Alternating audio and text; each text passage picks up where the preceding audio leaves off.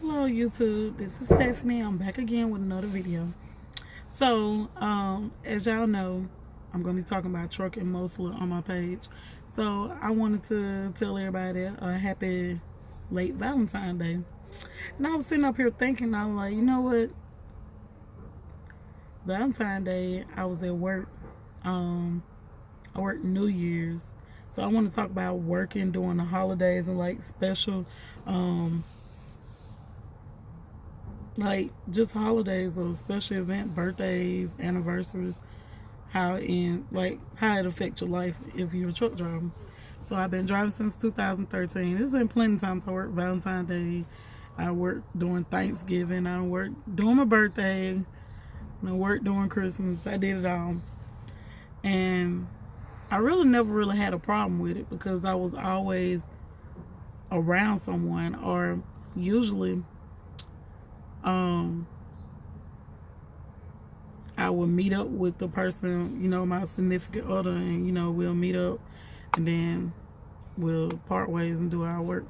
But this year for Valentine's Day, which was yesterday, I kind of felt some way being, I'm sorry y'all, my nail broke off, it hurt, but I kind of felt some way being that I talked to someone and they're not a truck driver, so I'm on the road and they're at home.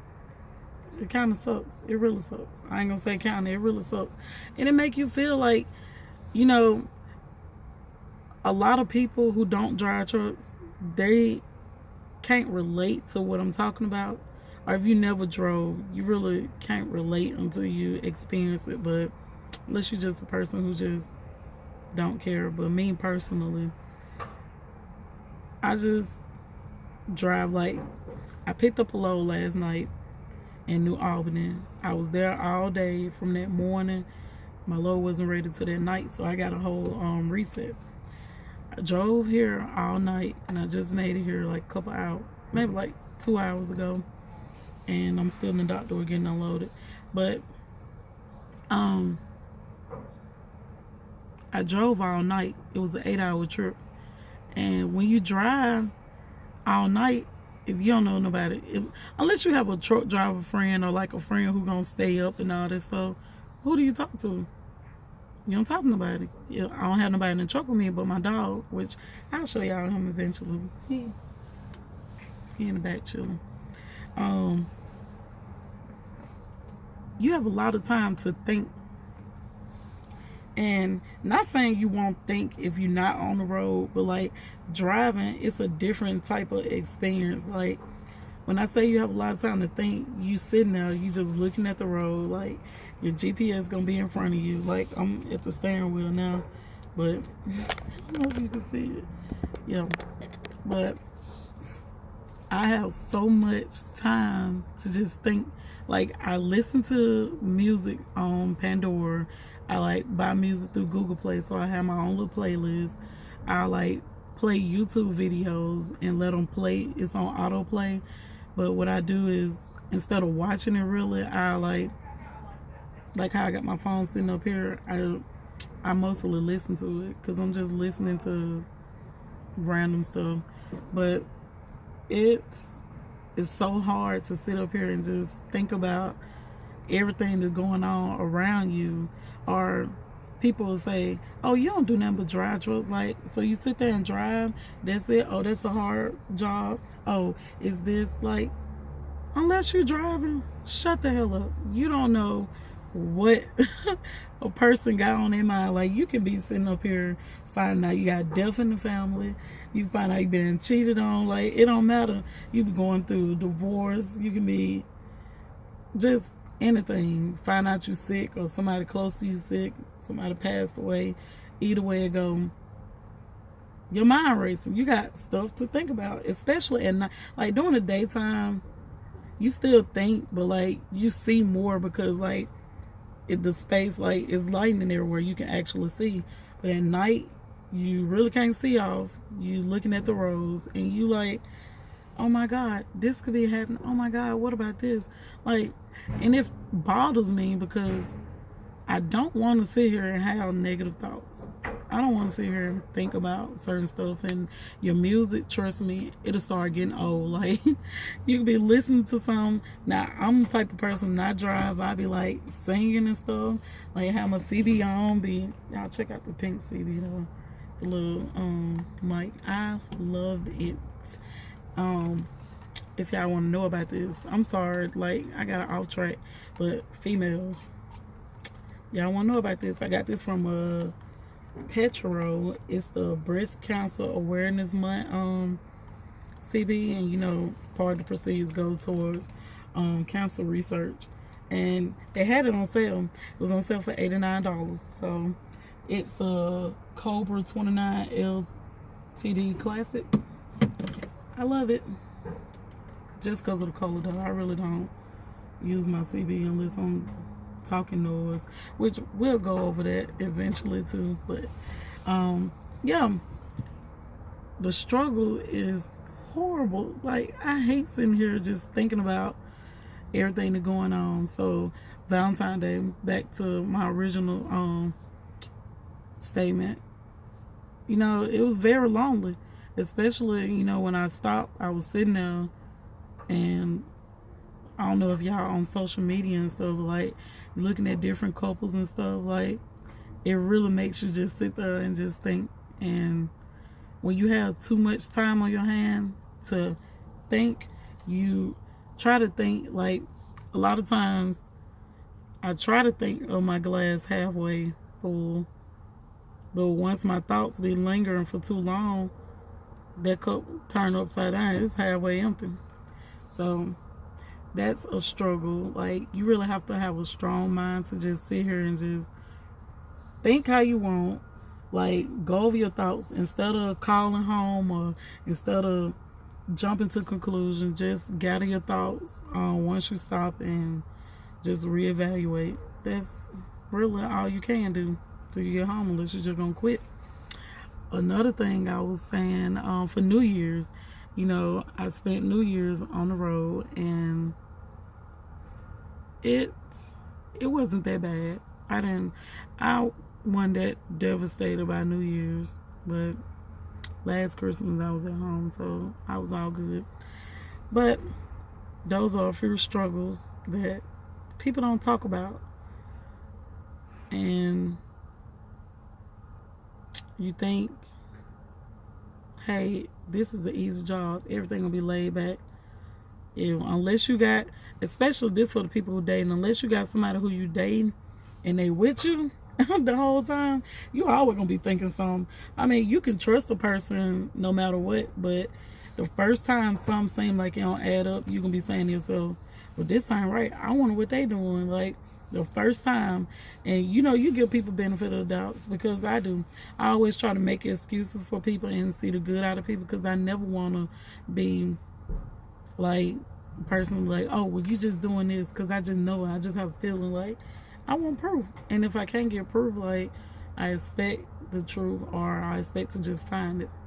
And I hope y'all don't mind about me being transparent with y'all, because I feel like honesty is the most beautiful thing a person can give you, especially if you're new to meeting them, or y'all don't know each other. Like, I'm talking to y'all, and honesty is so beautiful.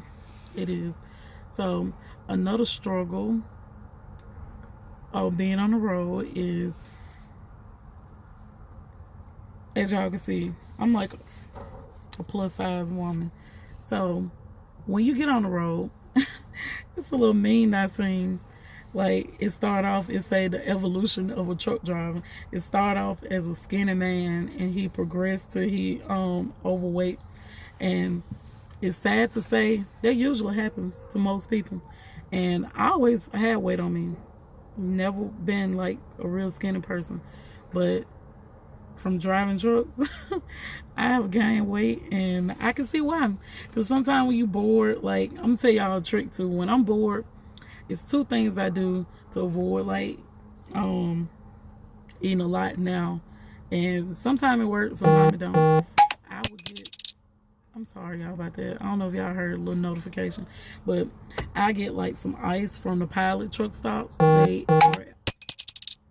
they almost everywhere, and they had a little crushed ice. I would eat my ice in a large cup and be driving, or I have like some sugar-free gum because we trying to avoid cavities. I chew sugar-free gum, which is a lot of people don't like to chew gum, so you can try the ice.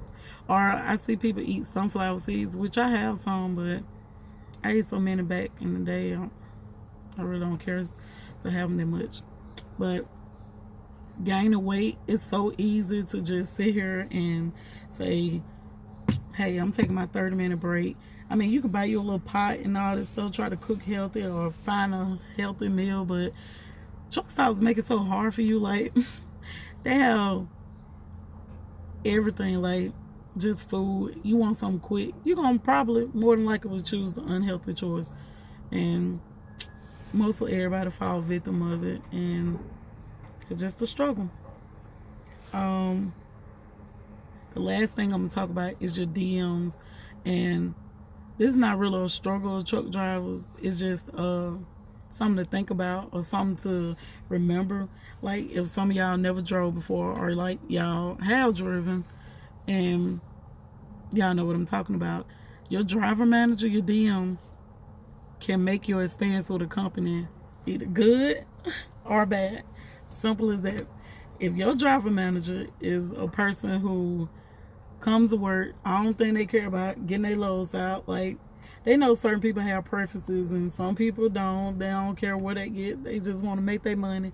But some people like me, I have preferences. So I would tell my driver manager when I leave out, because I go home every weekend or every week.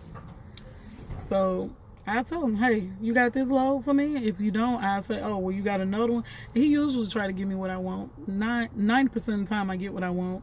Like, I'm in Indiana now. It's a Friday, and I really wanted to be home. But I realized, it don't always work like that.